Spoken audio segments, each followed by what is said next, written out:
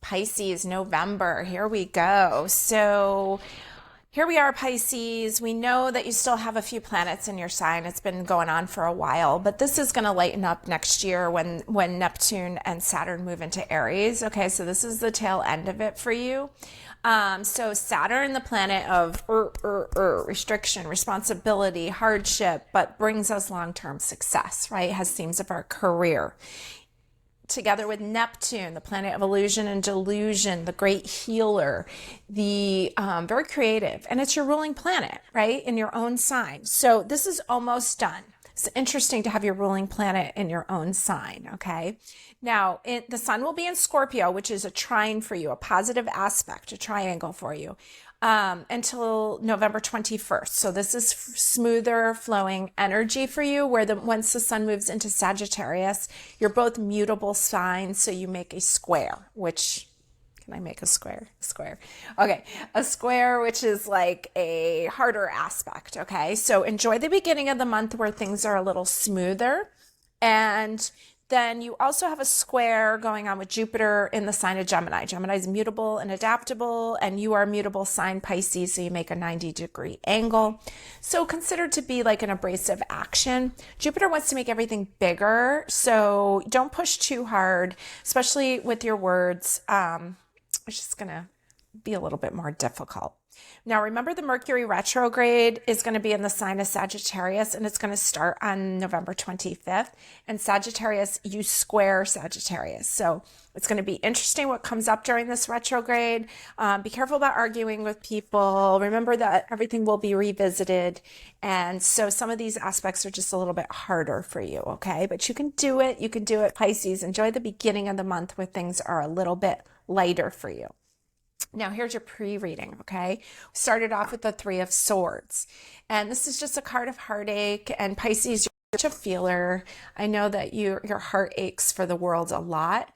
Now, this looks like ink to me. So this looks like to me that it's really time to make sure that you're writing, because a lot of this pain can become wonderful, wonderful healing, stories, music, all of that kind of things, art. Okay, so make sure you get your pen and paper out, especially on November 7th, because that's the date that the Mercury retrograde is going to bring us back to.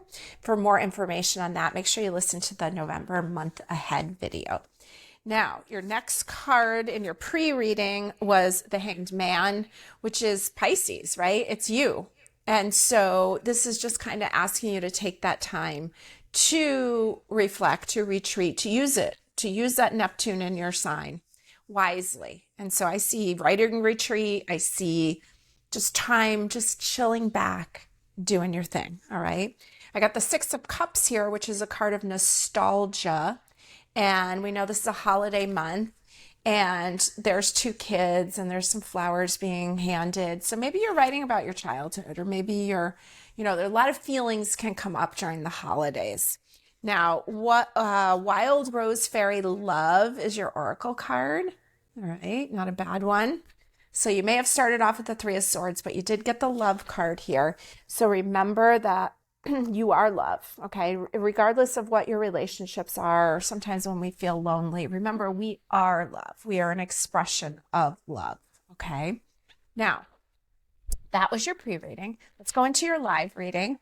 Ooh, we have some runaway cards here.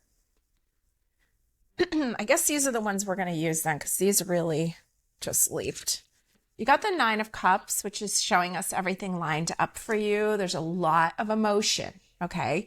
And she's kind of observing them and maybe not being as attached to them. The Ten of Pentacles was one of the cards that went flying. This is showing us, Ten of Pentacles is usually like the family unit. I think this is kind of a funny card, this version. Looks like somebody's mopping the floor or something. But there's something here. There's like, I almost think of it like she's mopping the floor at like a college or something. And so there's this like institution, there's these old things, Ten of Pentacles, these old ways of being, okay?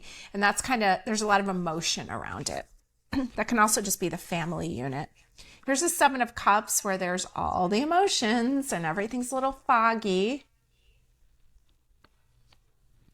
And then you got the Six of Cups again, all right?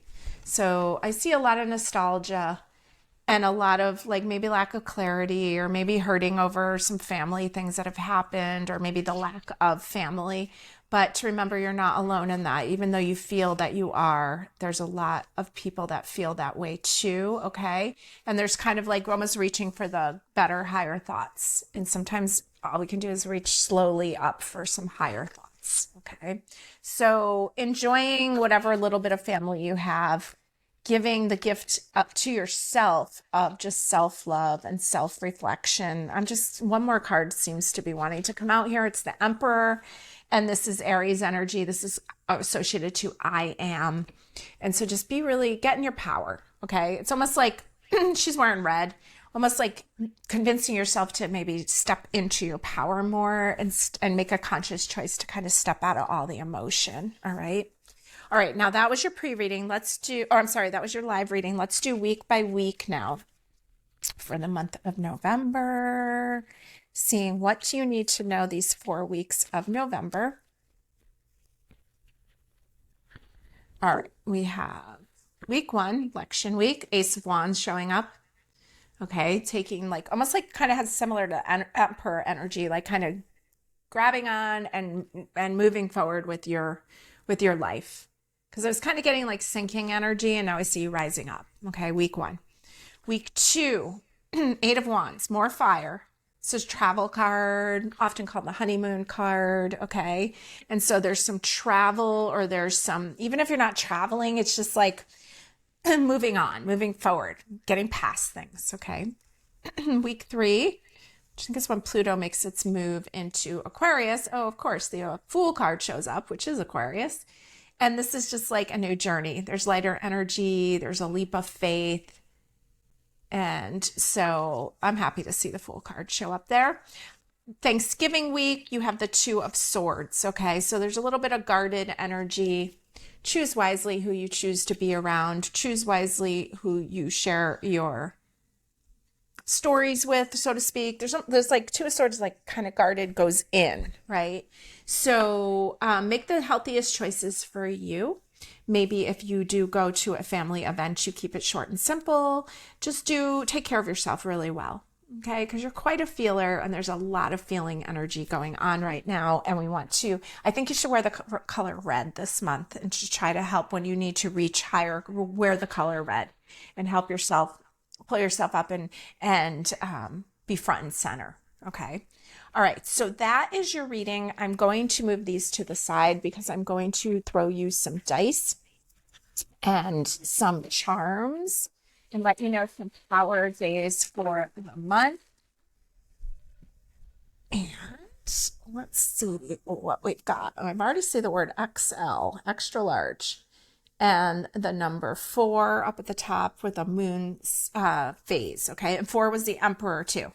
Extra large, there's a lot of big stuff. And let's see what else you got here. You got a gift on the 31st on Halloween. On the 6th, you have a King of Clubs. And on the 12th, you have a 5 of Diamonds. On the 14th, you have the letter A and an angel wing. Over here on the 3rd, you have an A, and the 10th, you have an L. It's like Alabama. Allah. All. Let's see, letter T over here on the 9th, you have the word bear, B-A-R-E on the 18th, and the letter K. 23rd, the letter E, and around the 24th, 25th, you have the letter E and T. So you have the word let, talk, bears. Maybe you're bearing some of your emotions, feelings. There's a gift. Maybe it's time that you speak up. There's the word ale, A-L-E. Okay, and you also down here at the bottom, you have an N. So it almost gives you the name Alan. A-L-A-N. Okay, the word teal, T-E-A-L. Teak, T-E-A-K, or I think that's T-E-A-K. Okay. All right, so see what you make out of that. Now I'm going to roll you some dice and give you some more power days, okay? So we rolled Venus in the sign of Leo in the second house. Okay, so that's kind of reinforcing what I was getting from this reading. Venus, the relationship with yourself and the relationship with others. You have to take care of yourself first this month, so then by the time you get to Thanksgiving, you actually have something to give to others. Leo wants you to get really healthy, selfish, and really focus on what you need. And it has little themes about your childhood also, which we saw that you had the Six of Cups twice, which is really reminiscent of your childhood. And the second house is Venus's house. It's Taurus's house. It's the house of your self-value. It's the house of your money. It's the house of relationships because it's Venus, okay? So there's double Venus here in the sign of Leo. So just really focus on you. Try to reach thought by thought, just one little thought higher. Okay, that's an Abraham Hicks technique. And I encourage you to listen to Abraham Hicks. I know it's a little bit kind of funny at first to listen to because she's channeling, but I found it so encouraging and so helpful to help when you're down to lift yourself up, to reach higher step by step, like on a ladder. Okay. And sometimes the step up is like from sadness is just the step up to getting angry. Okay. And then maybe finding some laughter and joy in that, just little baby steps. Okay. That's what I see for you. Choosing yourself, some old things healing, and helping pull yourself up and out of sadness. Okay. Which is very easy for Pisces because they just feel so much. All right. So I'm going to give you some more power days. You rolled Venus basically twice, Taurus and Libra, and then also Leo. So let's give you some power days for the month here. We start off with the moon in Libra as we move out of October. So that would be like October 29th, 30th, 31st. Then we have the moon moving into, let's see here, the sign of Taurus. So remember, let's see, we have the Taurus full moon this month. That's on the 15th. Did you get anything on the 15th? No, you got a lot on the 14th though. And the moon moves into Taurus on the 14th at 1:59 a.m. through the 15th through the 16th until 2:09 a.m.